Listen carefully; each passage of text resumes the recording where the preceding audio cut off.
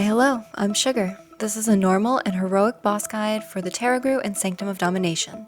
Let me know your thoughts on how I could improve these videos, as I plan to make more once I've downed them on live servers. This is the first boss in the new raid. Before getting to the boss, you have to kill mobs surrounding the encounter area that drop anima powers.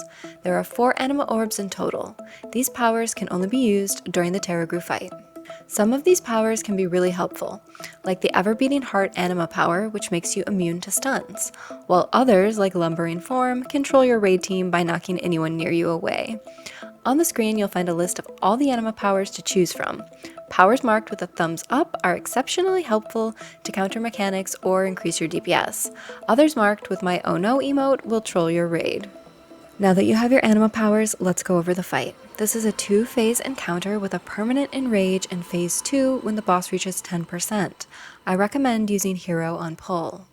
The raid should spread out around the room, keeping 5 yards between each other. Positioning this way will make it easier to deal with the Predator's Howl mechanic that applies a dispellable fear zone around random players. Anyone caught within the fear zone is feared. Even with the slight spread, Mass Dispel is great to use here to quickly remove it. The tank swap mechanic in this fight is in 2 parts. First is Overpower. This deals a large burst of damage and stuns the active tank. The second part is Crushed Armor, which increases physical damage taken by 200%. Taunt swap after the active tank is either stunned or has a stack of Crushed Armor. The ever-beating heart anima power can help prevent the stun. The big mechanic to coordinate is Chains of Eternity, which applies an 8-second debuff on a random player. This deals a burst of damage and drags them in if they aren't protected by another party member with an immunity. This can be countered in 2 ways. First, you can use immunities like Hunter's Turtle, Mage's Ice Block, or Pali's Bop to intercept the chain, or anyone with the anima power Ever-Beating Heart can block it. Designate an area for chain players to run to, or have them stand still while the assigned protector gets in front of them. In Heroic, Remnant of Forgotten Torments will spawn AoE circles around the room that need to be soaked. Each circle has 5 charges total, and any unsoaked charges will buff the boss and make the fight harder. There are 3 types of circles that spawn.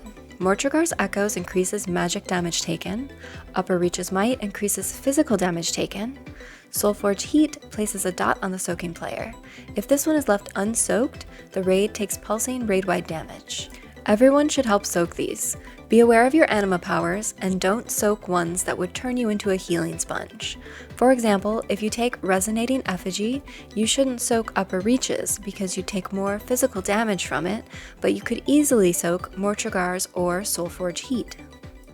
Periodically, the boss will gain 5 stacks of Fury of the Ages, increasing damage and haste by 25% per stack. The anima power, Disembodied Mystic Hands, can help steal these stacks, or it can be soothed quickly by druids, hunters, or rogues. Healers will need to spot heal anyone afflicted by the Grasp of Death. This will hit harder if the boss has any stacks from unsoaked Mortregar's Echoes or an Enrage effect. During Intermission, Hungering Mist is cast, clouding the encounter space and spawning images around the room that erupt. During this, players must find the safe zone in the room to stand. The anima power Oddly Intangible Key will allow you to stand outside the safe zone and continue DPS. Upon reaching 10% HP, Phase 2 begins. The boss will gain a permanent enrage effect, dealing 500% increased damage, and everyone will lose their anima powers. The boss will no longer use any abilities from Phase 1.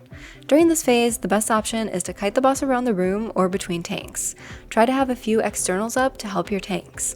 All DPS should use whatever they have left to down the boss. Okay, so that covers all the mechanics you'll see for this boss. Here is a TLDR of the positioning and mechanics from my raid plan. I'll include links to these in the description below. I hope they help. Okay, bye!